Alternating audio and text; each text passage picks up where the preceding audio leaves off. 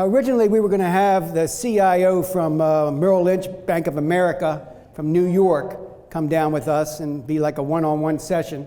Unfortunately, Merrill and the Bank of America put a hiatus on any travel at all. Nobody can leave the state. So he couldn't make it down from New York. But we're very, very happy to have here our three panelists, and I'm going to tell you briefly a little bit about them. And I think you're really going to enjoy our discussion talking about economic expectations for this year, 2022. First of all, we have Kent Pierce. Kent has been with Merrill Lynch Wealth Management for over 27 years. His team specializes in providing customized financial strategies to affluent individuals, families, as well as corporate executives, business owners, foundations, endowments, private and public companies, and professional athletes and entertainers. I know for a fact he works for many, many of the Ravens here in town. Kent's 14-member team has approximately 250 years of combined experience, and he has been consistently recognized nationally in Forbes, Barron's, and Financial Times as one of America's top 100 wealth advisors. He's also been named the #1 advisor in the state of Maryland. Welcome, Kent. Good to have you here. Okay, number 2 on the list here, Carl Porter. Carl's been with Merrill Lynch since 1998, and prior to that with Morgan Stanley and Dean Witter. He's the Senior Vice President and Portfolio Manager with the Pierce Group. His Certified Investment Management Analyst designation was earned in conjunction with the Wharton School, one of the top schools in the business schools in the country, at University of Pennsylvania, the Investments and Wealth Institute. Carl's also a member of the National Association of Plan Advisors and a certified CPFA. Very, very talented individual. I know personally. Carl, welcome.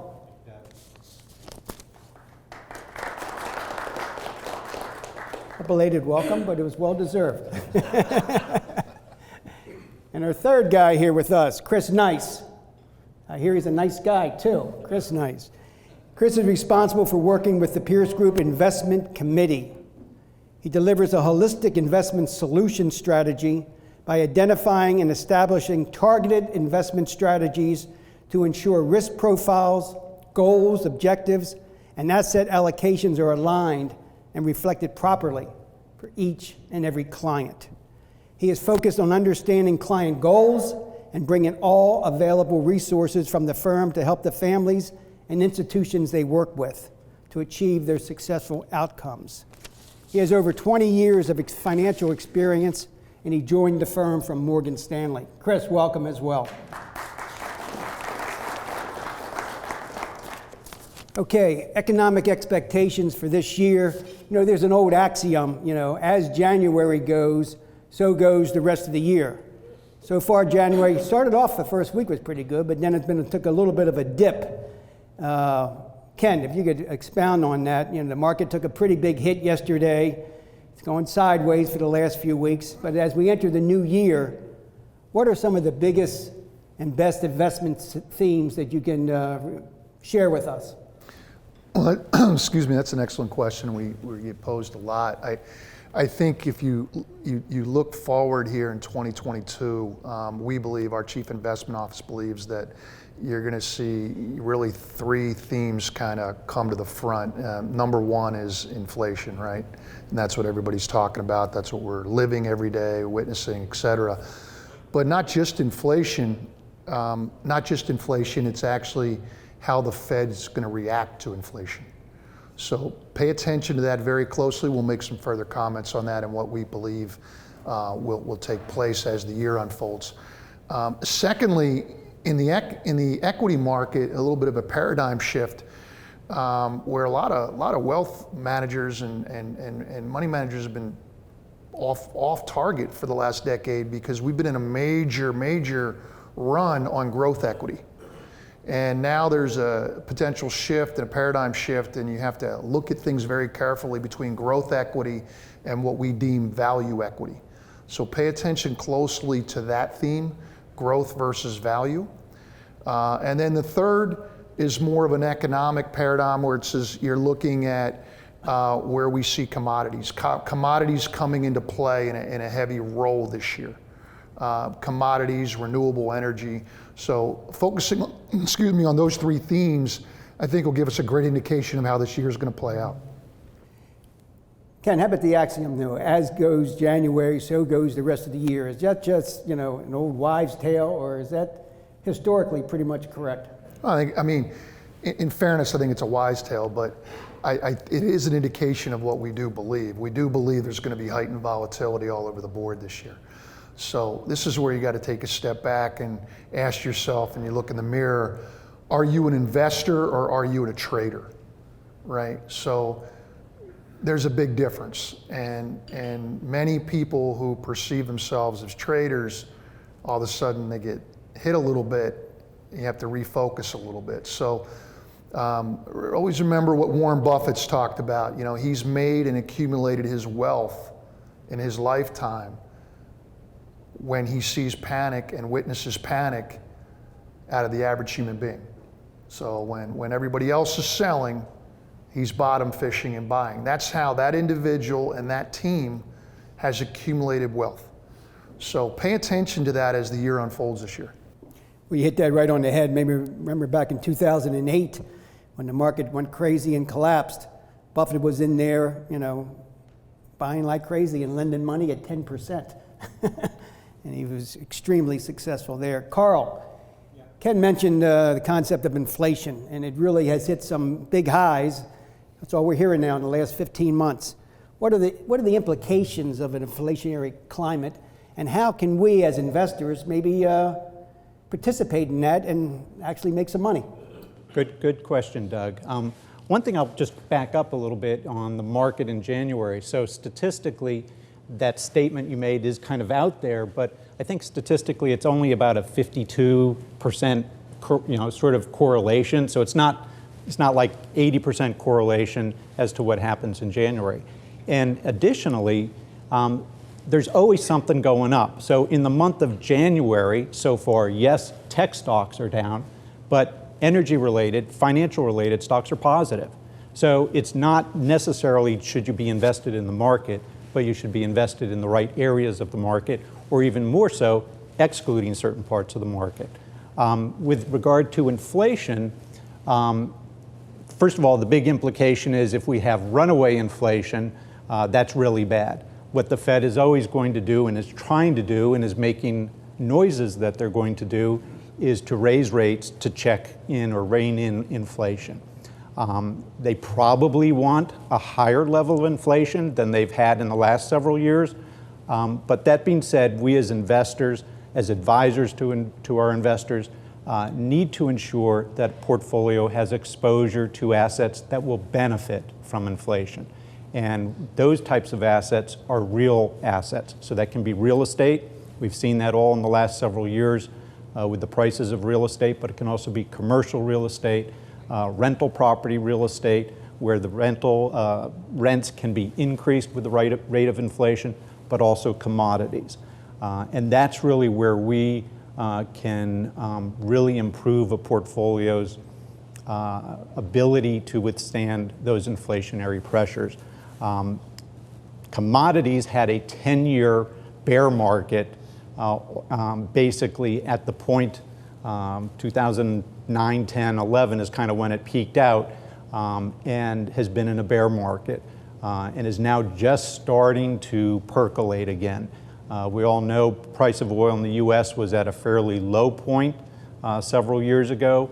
It has now increased very dramatically. So by investing in commodities, and that can be done through not just energy commodities, but agricultural commodities, et cetera. And one of the things, back to what Kent was saying, renewable energy is investing in those types of things. So in the portfolios that we use for our clients, we utilize exposure to lithium batteries, exposure to rare earth metals. Last year, rare earth metals were up 80%. Lithium batteries were up 33%, the lithium battery market. So getting that kind of exposure can really help with a portfolio. Thank you, Carl.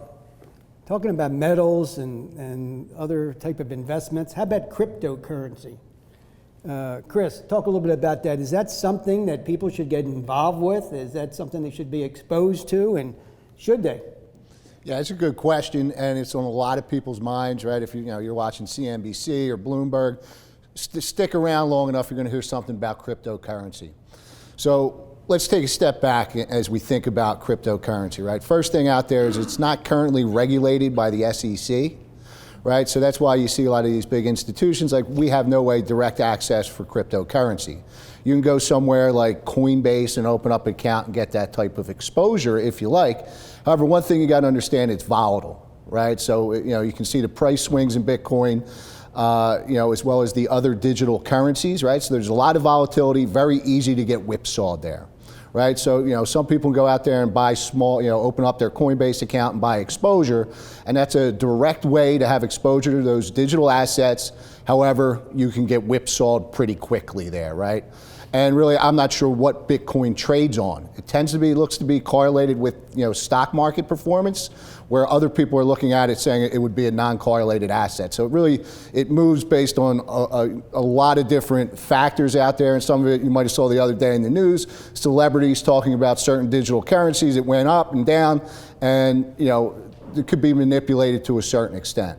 Even some of the bigger ones like Bitcoin, when you think about who owns Bitcoin, I'll tell you, so 0.01% of Bitcoin owners control 27% of the Bitcoins that are out there, right? So to give you an idea how that works, and to show you how the dollar works, 1% of the owners of the US dollar control 30% of the US dollars.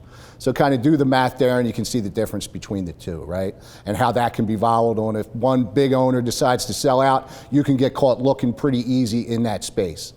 What we talk about our clients to and look at is, who's heard of blockchain, right? So blockchain, for those of you who are not familiar with it, is a good analogy is think about oil and pipelines.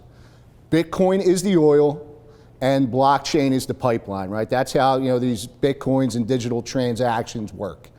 So whether or not Bitcoin's up this month or down next month, you're going to get something out of that blockchain technology that's going to continue to grow. And Bitcoin and digital currencies will continue to have a bigger place in society.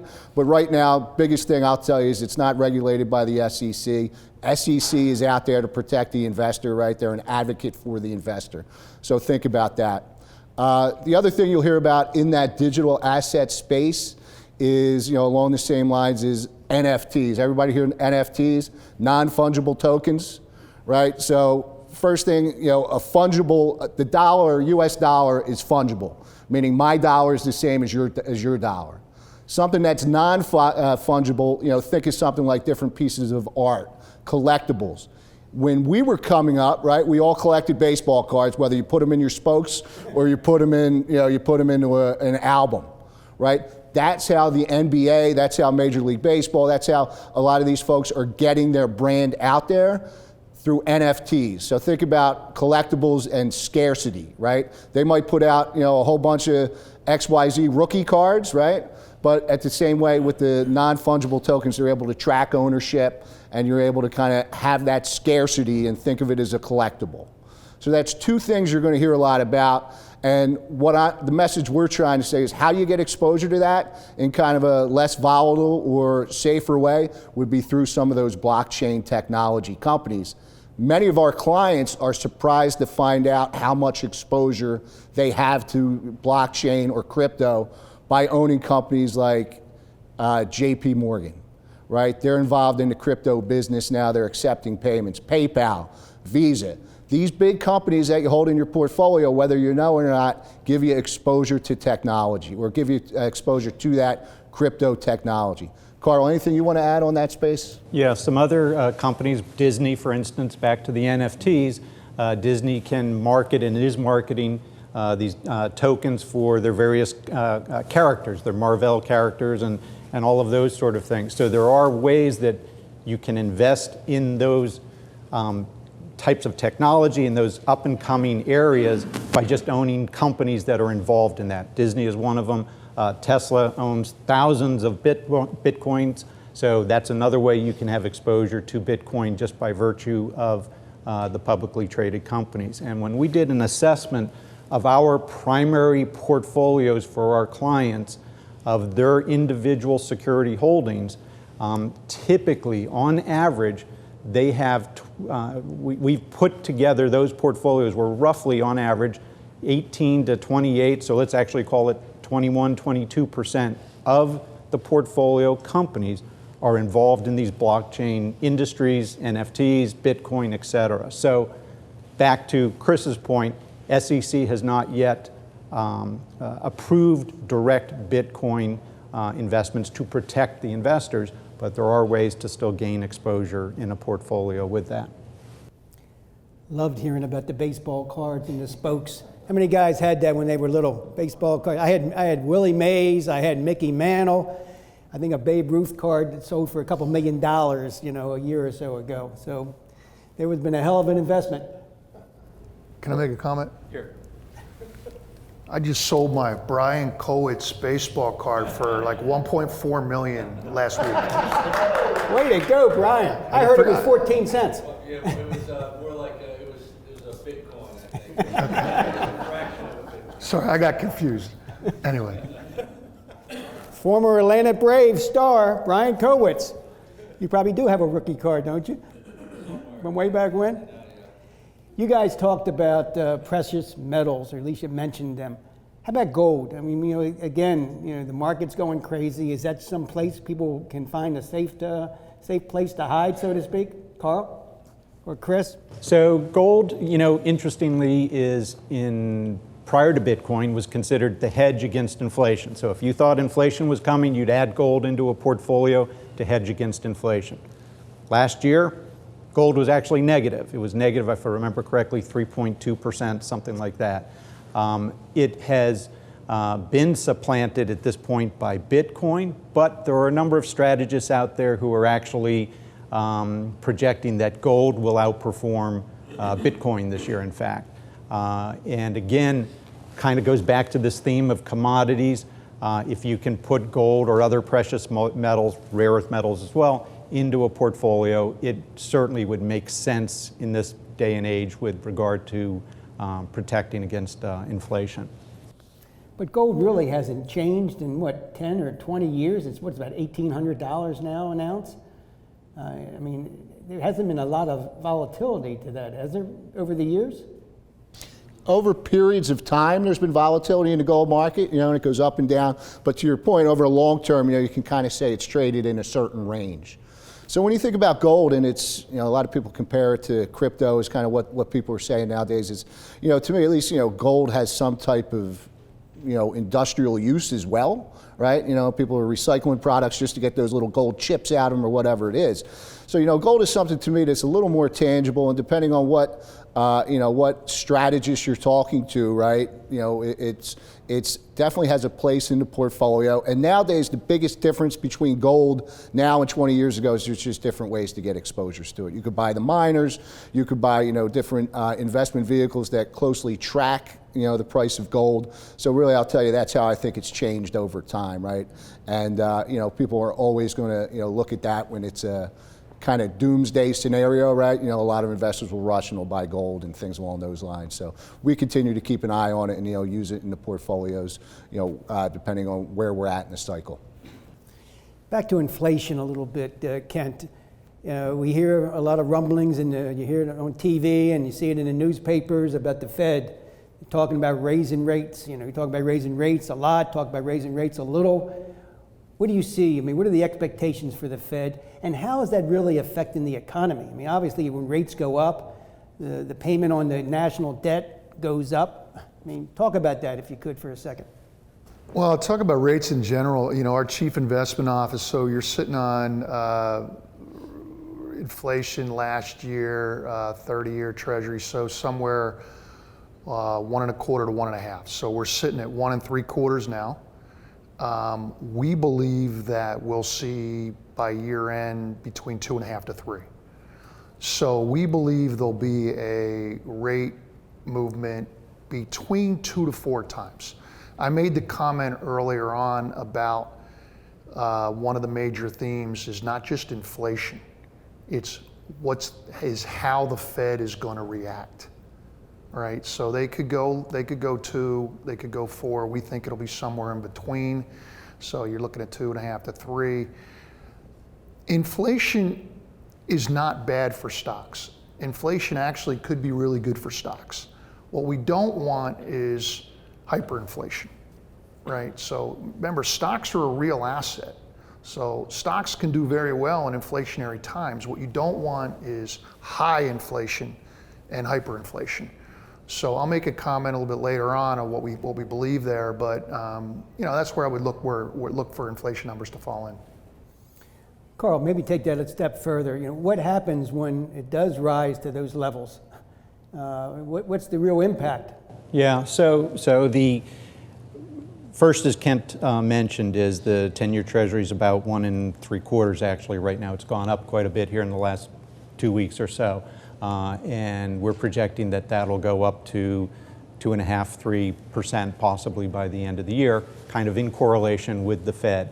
And what's really key is, back to Kent's point again, is if the Fed does it in a transparent and orderly way, which they've communicated that they will and they seem to be doing, that should be okay for stocks. Stocks will, do okay.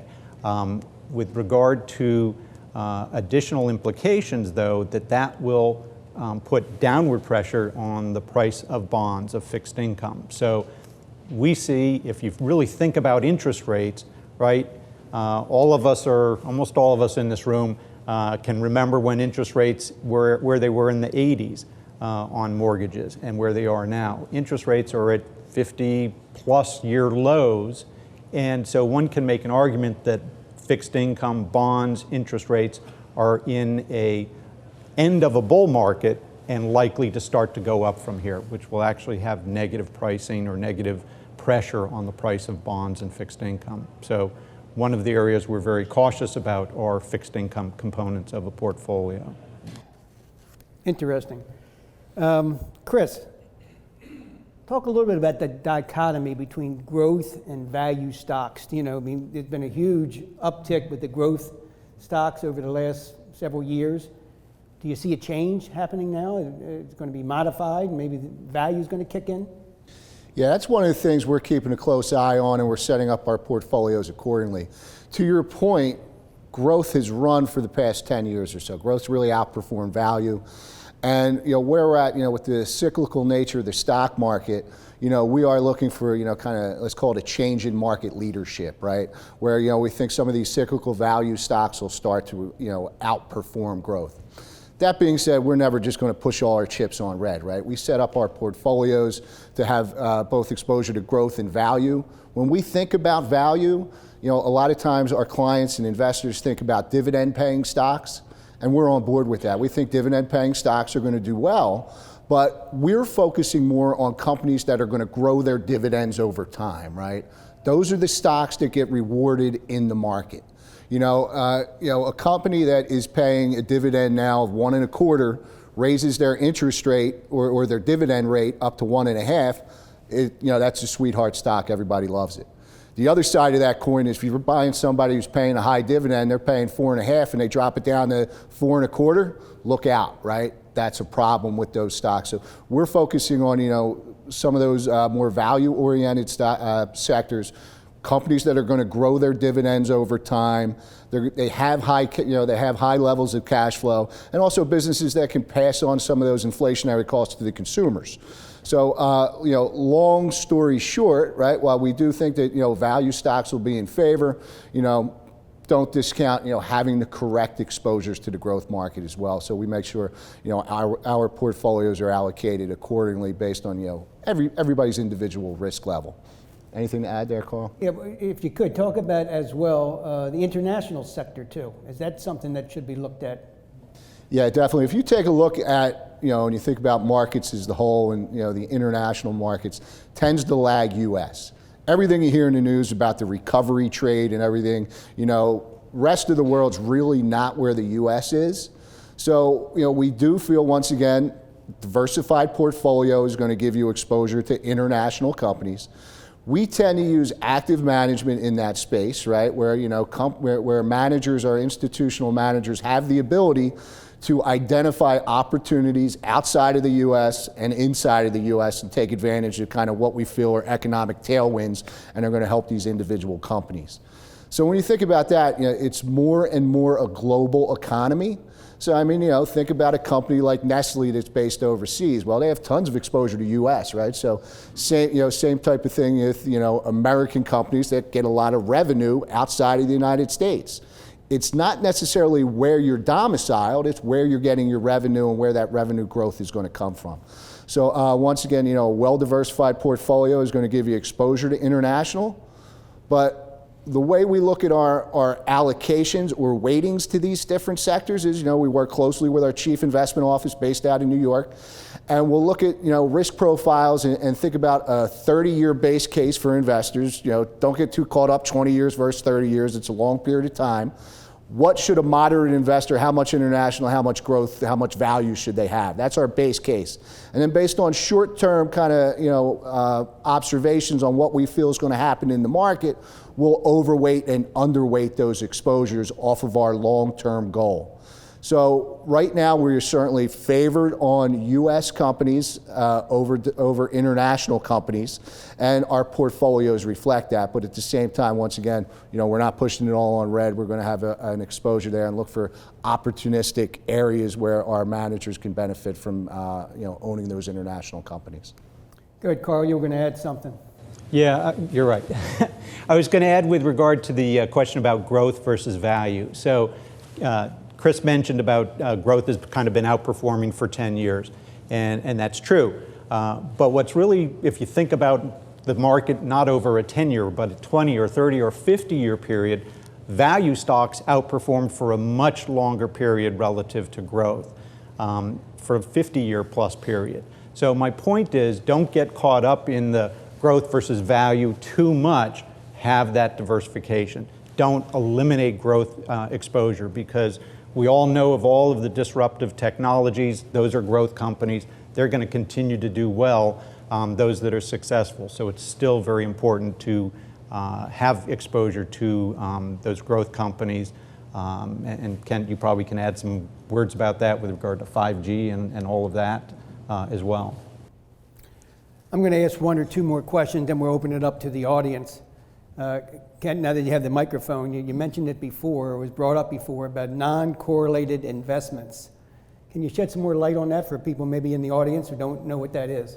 Yeah, so let me explain this in simplest terms so that you all walk out of here today understanding what that is. So there's correlated investments and non-correlated investments. Non-correlated investments is deemed what we call the same terminology as alternative investments. Okay, so non-correlated are alternative investments. Correlated investments mean, in simplicity, dependent on the economy or the market and dependent on what the Fed does with rates. Okay, they're correlated. Correlated means dependent, okay? Non-correlated alternative investments mean not dependent on the Federal Reserve and not dependent on the markets per se. So the easiest way I explain this to people is this. There's four areas for you to place your wealth right now. That's it. There's only four areas you can place your wealth. Number one is equity, whether it's in mutual funds or straight equity yourself that you own, or in the form of ETFs, or in the form of buying the common stock directly or through professional money management. Number two of correlated is fixed income. That would be bonds, treasuries, money funds, CDs. Number three would be your personal real estate. Okay, those are correlated. Okay, probably 90%, 95% of investors stop there. All right, they're in all correlated investments. The positive and negative of that is that's like having a football team with only offense and no defense and no special teams. The Ravens? I wouldn't even give them that. But historically, that's the way we look at it from a portfolio standpoint, is you don't want to be all correlated because you're all offense. Now, somebody could make the argument, and the reason that hasn't been a big issue in the last 10, 11 years is because we've been in a major bull run, major bull run. So even subpar equity funds and strategies have made you money. That won't continue on like that, okay? So it's critically important that you take a step back and look at your wealth disbursement and ask yourself, what other forms of diversification can I put into my 401k or my personal investment strategies that have and give me some exposure to alternative investments, or what we call non-correlated. What are non-correlated alternative investments? They're everything other than equity, fixed income, and personal real estate. So this would be commercial real estate plays, distressed debt, private equity, long short funds, hedge funds, anything in that capacity, precious metals, gold, copper, silver, zinc, anything in that capacity, raw land, timber, concrete. There's so many areas you can make wealth. Never in 1 year is everything going down. Something's always going up. So our job as running one of the top wealth management teams is to really get as much detailed, calculated data as we can. That's forward thinking, not looking in the back. That's forward thinking of where we think things and believe things with accurate data will be in 12 and 24 months. And then position our clients' portfolios accordingly, but we got to customize it to what their objectives and risk levels are. Well stated. Let's open it up to the audience. People have questions. While you're thinking about your questions, I'd like to hear some prognostications right now. We're sitting here, it's January 2023. How did the market do last year? Chris, start it off. Up, down, sideways? So for this year coming forward? We're sitting here, and it's a year from now. We're reviewing last year, 2022. What happened? I would tell you, base case, we will have the equity market will continue to grind ahead. We've been spoiled over the past few years with the returns we've been getting. I mean, you take a look at the S&P up 27% last year. We're calling for equity returns in the, let's call it, mid to high single digits. I'd be happy with those types of returns this year moving forward. I'll let Carl talk a little bit about some of the other segments of the market. Well, I was just going to add with regard to equity, not only just quote the S&P or the Dow, but small cap or mid cap stocks. As our economy, the U.S. economy, is reopening, kind of had a good acceleration and has been pulled back a little bit, but we expect small cap or local U.S.-based economy stocks, meaning small cap, mid cap stocks, to do well. And it wouldn't be surprising to see those rival, maybe even exceed the returns of the S&P and the Dow. Additionally, with regard to equities, of course, fixed income. Fixed income, I mentioned, is going to be under a lot of pressure this year. So just be very, very cautious with that. Probably municipal bonds do better than corporate or U.S. government securities. But they're still not going to make a tremendous amount of return, but it's still good to have that sort of defense within a portfolio. As to alternative investments, I think our sense is that's really where there's going to be an excess performance relative to the markets, to the equity markets, as that area continues to do well. So we heard from Chris, he had about 6, 7, or 8%, the Dow up. What's your number, Carl? The same thing, 6, 7, or 8%, Dow up? Yeah, I would say yes, that's correct. Let me make a side comment on this, because I want you to walk away from this optimistic, because you should be. A couple people were making comments earlier on in the beginning of the meeting about the volatility and people were, should we sell this and that? So take a step back for a second. So we mentioned the last decade being in a major bull market. So if you take anything away from this conversation, we're fairly confident this year is going to be a buffalo market. Now, what is a buffalo? So buffalo is that hairy bull, right? That still kind of grinds its way through the prairie, but still gets to the top of the mountain. But it's a grind. This year, we expect a grind. You'll see a lot of ups, a lot of downs, a lot of volatility. So our advice to you is the following. This is where you got to take a step back and ask yourself, are you an investor or a trader? If you're an investor, you get good positions and good holdings in good things that you believe in, and you buy more on the dips. You buy more on the dips, and you will be rewarded. So we believe it won't be like last year, but it'll still be an up market. We look for equity to significantly outperform fixed income. But you have to stay on the surfboard. Just ride the waves, and you'll be rewarded at the end of the day. You have to, as an investor, buy into this theme. You have to use volatility as your friend, not your enemy. You can't go up without going down, right? It's just like surfing. The wave doesn't just go like that, right? It's like this. Stay on the surfboard, stay fully invested, stay extremely diversified, and if you free up cash and liquidity, you buy on the dips. You know, there's an old joke on Wall Street. Nordstrom has a 30% off sale, and there's a line down the street. Wall Street has a 30% off sale, and nobody's in line because of human psychology. I should say nobody's in line, but the Buffett-type mentality is knocking down the door, right? So think of it that way. Buffalo market this year, grind market, stay on the surfboard, buy on the dips, equity outperform fixed income, stay very diversified. You agree with the 6, 7, or 8%? I think I do. We're all on the same page, but I think you could see equity if you put me on the spot somewhere between 6 and 12, 6 on the low, 12 on the high. I mean, that would be my guess.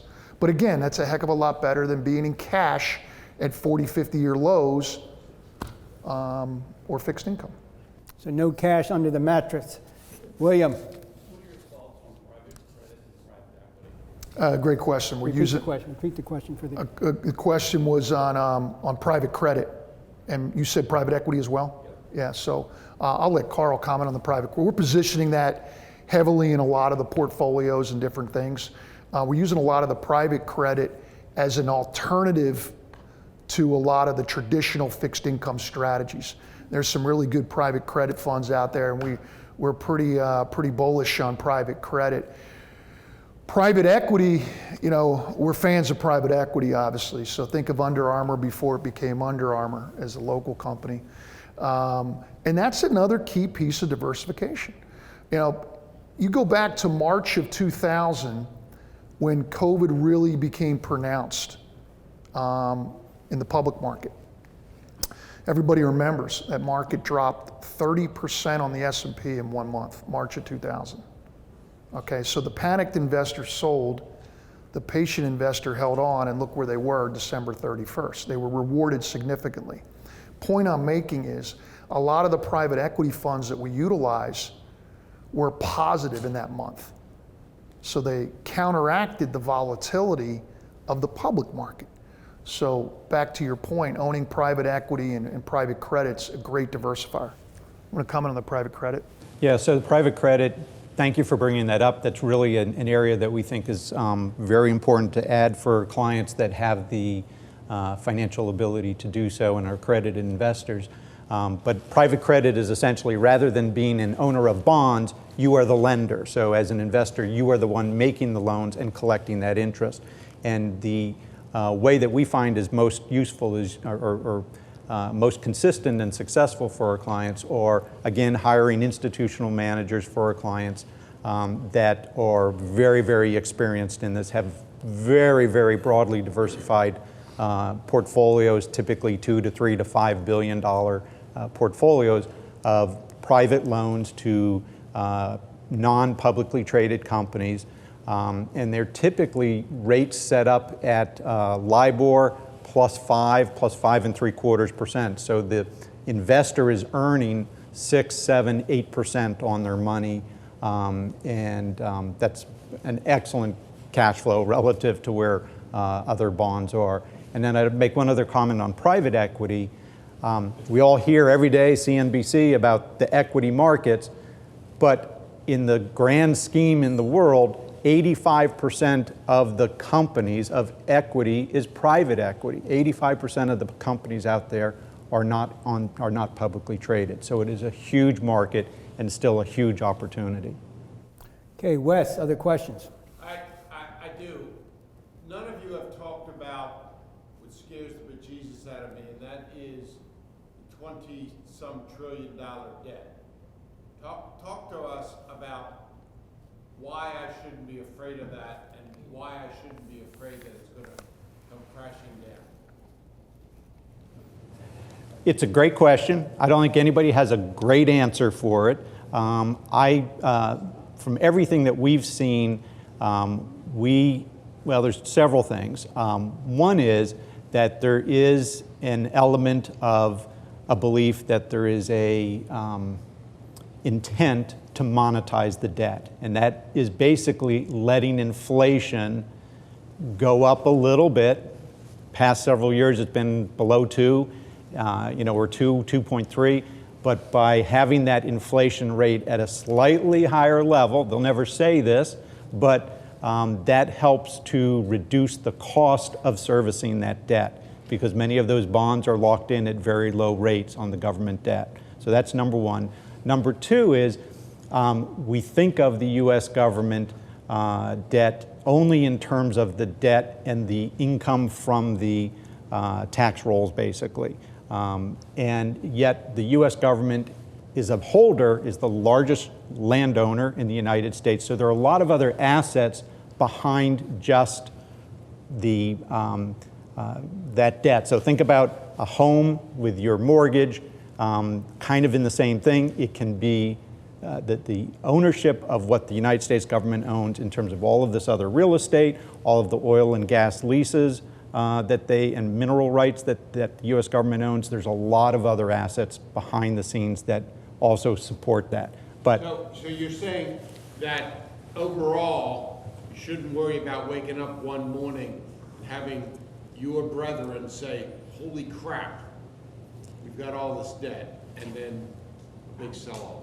I would say we don't ever take that approach of not worrying about it. We worry about it all the time, and we're constantly reevaluating our portfolios. We have proprietary programs that we have, or software that we have access to, that the U.S. government has access to, specifically from a company called BlackRock, where we can stress test our portfolios based on all of these different scenarios. Price of oil goes up 30%, or commodities increase, or rate of inflation goes up by 40%. Whatever it is, we have the ability to stress test our portfolios. And we do that on a client-by-client basis because every client's portfolio is customized. So we worry about that all the time. But you're not over-worried about it, which is what I hear you say. Okay. I would say yes, and it's hard for us to be able to control that as well. So we do, we worry about it, but we're not overly worried about it. Yeah, just to add on that, it's an excellent point, and it's something that needs to be factored in and considered every year, especially where we're at. But the reality of this situation is there's no stronger market than the United States, than the U.S. market. And if you believe in capitalism, kind of where things are, and you just take a step back, this market and our markets have been absolutely resilient over decade and decade and decade and decade and decade. There's no doubt in my mind you'll continue to see the Dow go from where it is today to 40 to 45 to 50 to 55 to 60 to 65. It is what it is, people. That's where it's going. So it's going to be volatile, it's going to be choppy, it's going to go up and down. Remember, every 10-year cycle historically, you're dealing with close to 7.8, 7.9 up years and 2.1 down years. So how you play the game is you stay invested. You stay diversified, you buy on dips. And in my 28 years with the firm as a director, managing director of Merrill Lynch, I have yet to see a trader and somebody getting in and out of the market outperform a true investor in a well-diversified portfolio. Now, we all have friends that are going to tell us the opposite at the bar or the restaurant, right? It's like the friend that went to Vegas will only tell you their winnings and not their losings. But wealth is accumulated over time, right? And that's what I would encourage you to do, is look at these things. There's a lot of companies that are struggling right now because a lot of companies are the new paradigm shift, have taken their wind. I mean, 3 years ago, how many of you heard of Zoom? You didn't. I mean, I could go down list name by name by name by name of all these companies that are at the forefront of your mind right now that 3 or 4 years ago you never heard of. And then companies that failed to change, which is what you guys talk about, right, and adapt, are the ones that failed. So cutting edge, be on that. I mean, look at the automobile industry right now. I mean, it's unbelievable. I mean, Ford, they're jumping into the electrics real quick. Cannabis. You see the acquisition that Pfizer had 2 weeks ago? $6 billion. So a lot of you think you own a pharmaceutical company. Well, you do, but you own a lot of other stuff behind it, right? So there's just a paradigm shift taking place. Be diversified, be in it for the long run, buy on dips, and you'll be rewarded and be in a great place. Great question. Other question? Yes, sir. He took my debt question away, but I was actually going to ask you to comment on Ray Dalio, and I don't know if you all follow him, but he's a hedge fund investor, and he actually says we should be worried about the debt. That's what I take from what he says, and nations and cycles, but the debt is so. If you want to comment, great.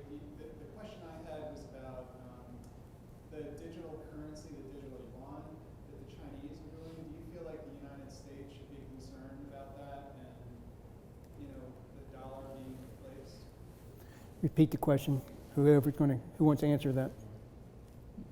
Carl. I'll start on it. So the question was about Ray Dalio, who's a big hedge fund manager. He is somewhat controversial, I think, in a way. And he had some comments about China's digital currencies.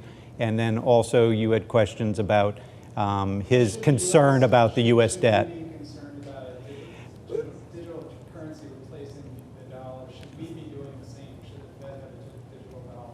So we alluded to it a little bit, and Merrill Lynch has done some extensive research and put out a number of very in-depth pieces about digital currencies. And all of the central banks, U.S. central bank, all of the central banks around the world are getting involved in digital assets and digital currencies. Whether that means actually establishing I should rephrase it, digital transactions. Whether that's actually establishing a separate digital currency, I think it's too early for one to draw a great conclusion about that. But I will tell you that the central bankers are not ignoring it. They are working very hard. To me, a very simple example of a digital transaction is, I don't know if any of you have Zelle or Venmo. That's essentially a digital transaction. When we wire funds for a client from their account to a settlement on a property, that wire goes through the Federal Reserve, goes through Chicago, and then goes to wherever the destination is. Digital transactions, which is what the central governments and central bankers are working on because they want to have it regulated, is where it allows those digital transactions to just be like a Zelle transaction and just go automatically. So that's in the works a big time. Second thing I would just mention about Ray Dalio is he was on CNBC, I think about 4 weeks ago maybe, and commenting about China, and basically said he totally ignores everything that's going on in China and just looks at the investment aspect of the companies he is investing in there. And I'm not going to say that that's right or wrong, but what I will say is that our firm has made the decision within certain of their international portfolios to eliminate all Chinese-owned direct investments, because they don't have confidence that the accounting information is being presented correctly for the investor to invest in those companies. So, there's a lot of opinions out there. And again, one of the things that Kent's mentioned is diversification. We hire for our clients multiple institutional managers, which all have their own specific investment strategy theses that can combine for a client, allow their portfolio to not be subject to groupthink of just one strategy belief, but have a multiple of strategy theses for their portfolio. One more comment about the guy Ray Dalio. I mean, he's a pretty good philanthropist too. He gave many $1 million to Johns Hopkins here in Baltimore, not too many years ago. Any other questions we have for a distinguished panelist? Just leave you with one final question. I guess, Kent, we hear so much about Buffett. You talked about Buffett, the buy and hold strategy. I mean, is that the perfect ideal investor from your vantage point? That's a great question. I think it's a popular style. That's not what we would do and what we do for all of our clients and for every portfolio, but we factor that in. I think that style is popular for a piece of everything that we do. And then there's more traditional active management, looking at more cyclical plays and trend analysis that's going to supplement the Buffetts. So there's never going to be a year where opinions from brilliant people like a Dalio aren't going to conflict with a Buffett. And I think what you need to do as an investor is not try to bet on one of them. It's to stay balanced and to stay diversified. And I think that's when you'll be rewarded. We always tell people in closing, you may never be right, you may never be wrong, but you're going to be okay. And at the end of the day, when you're okay, you live a peaceful, sound, happy financial life. Or you may never be right, but you're never in doubt. Let's hear it for our panelists, everybody. Thank you, guys.